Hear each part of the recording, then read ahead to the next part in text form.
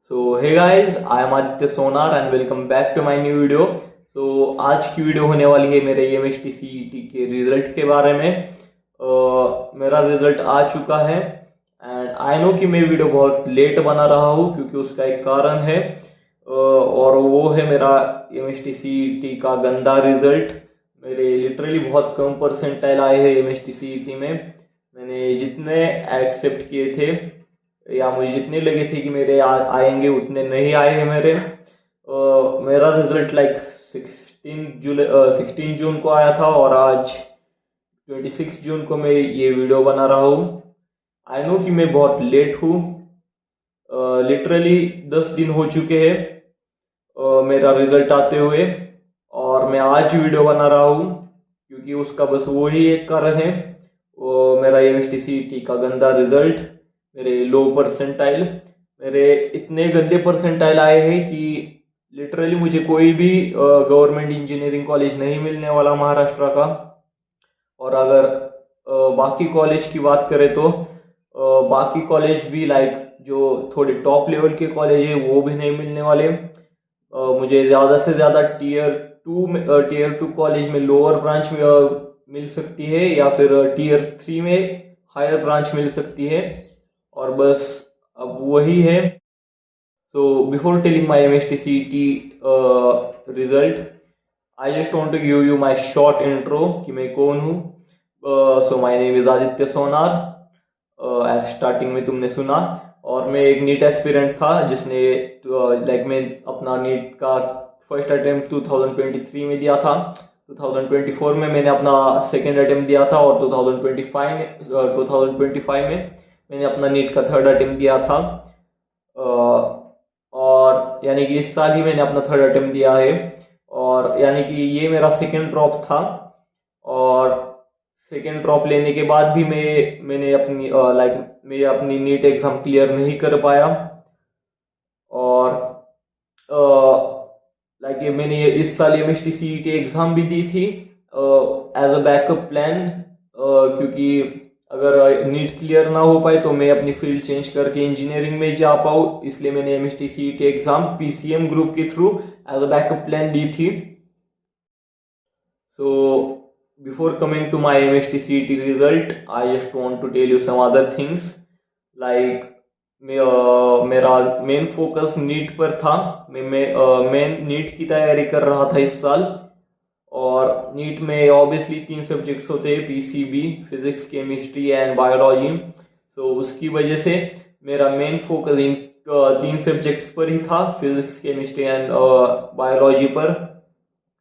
और मैं 3-4 साल सिर्फ इसी की पढ़ाई कर रहा था। और मैंने मैथ्स कुछ भी नहीं पढ़ा था।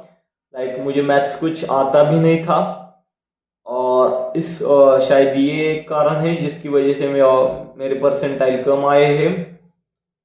और अगर मुझे लगा था कि मेरे मिनिमम 82, 87 या 89 तक परसेंटाइल आ जाएंगे, पर जैसा मैं सोचता हूँ वैसा कभी नहीं होता।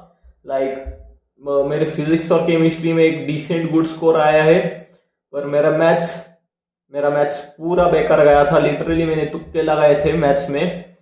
पूरा मेरा मैथ्स का पेपर खराब हुआ था। और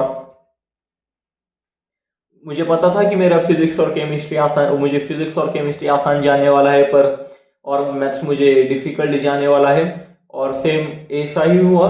मुझे एग्जाम में फिजिक्स और केमिस्ट्री थोड़ा इजी गया और मैथ्स मुझे बहुत डिफिकल्ट गया था। एंड नाउ फाइनली हम मेन पॉइंट पर आते हैं जिसकी वजह से आप लोगों ने इस वीडियो पर क्लिक किया है, और वो है मेरा एमएसटी सीईटी का रिजल्ट।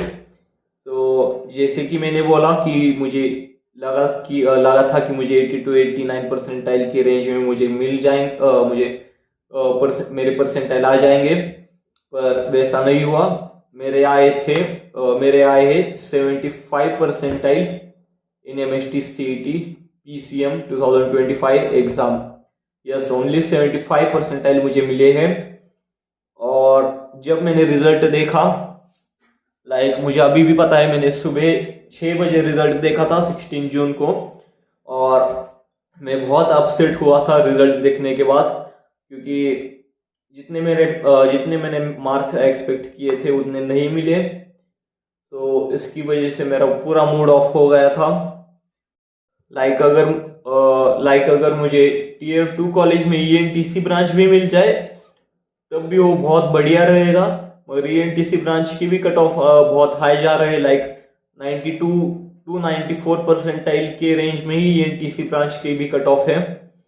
और टियर 3 में मुझे मिल सकती है सीएस ब्रांच, मगर वही है कि टियर 3 कॉलेज का पैकेज बहुत कम होता है, लाइक 2-3 या मैक्सिमम 4 एलपीए का पैकेज होता है टियर 3 कॉलेजेस का। और और एंड आई डोंट नो कि इस साल क्या हुआ है, बहुत सारे लोगों के बहुत कम परसेंटाइल भी आए हुए हैं, लाइक बहुत लोगों के 1 परसेंटाइल, 5 परसेंटाइल, 10 परसेंटाइल या 70 मार्क्स पर भी कुछ कुछ लोग 30-40 परसेंटाइल आए हुए हैं। बट बट आई थिंक ऐसा मेरे साथ नहीं हुआ है। मुझे जितने मार्क्स आए थे शायद मुझे उतने ही परसेंटाइल आए हुए हैं, and I am thank for that कि मेरे साथ तो ऐसा कुछ नहीं हुआ कि मुझे 5-6 परसेंटाइल नहीं आए हुए। और अगर तुम मुझे पूछोगे कि तुम खुश हो या नहीं 75 परसेंटाइल से, बट अगर मैं उस तरीके से देखूं कि कुछ कुछ लोगों को 70 मार्क्स पर भी 30-40 परसेंटाइल आए हुए हैं, तो उस तरीके से मैं खुश हूँ। मगर फिर से वही बात आती है कि कॉलेज अच्छा नहीं मिलेगा 75 परसेंटाइल पर भी, और टियर 3 में ही ज़्यादा चांसेस है एक अच्छी ब्रांच मिलने के लिए मुझे। और अगर प्राइवेट कॉलेज की बात करें तो ऑब्वियसली प्राइवेट कॉलेज में 3.5-4 लाख रुपए लगते हैं, like minimum 3-3.5 lakh, 3 to 3.5 lakh rupees लगते हैं प्राइवेट कॉलेज में एडमिशन लेने के लिए। और फिर वहाँ पर खाने का अलग खर्चा, फिर रहने का अलग खर्चा, हॉस्टल का अलग खर्चा, वो सब तो अलग ही लाइक खर्चे आते हैं। तो और प्राइवेट कॉलेजेस की बात करें तो मुझे मिल सकता है प्राइवेट कॉलेज में, लाइक ऑब्वियसली 75 परसेंटाइल पर मिलते हैं प्राइवेट कॉलेज में अच्छी ब्रांच, पर मैं नहीं लेने वाला।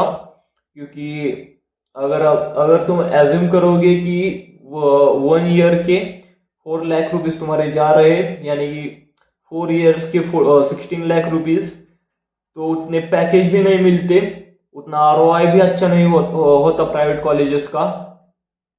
लाइक प्राइवेट कॉलेज की भी एवरेज ही पैकेज 4-5 लाख के ही एवरेज पैकेज होते हैं।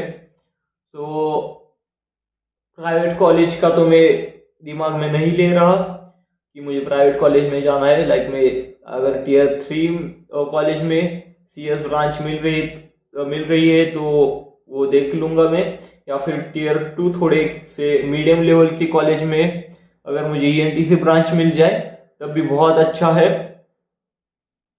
तो आई डोंट नो, मैंने अभी तक कुछ नहीं सोचा।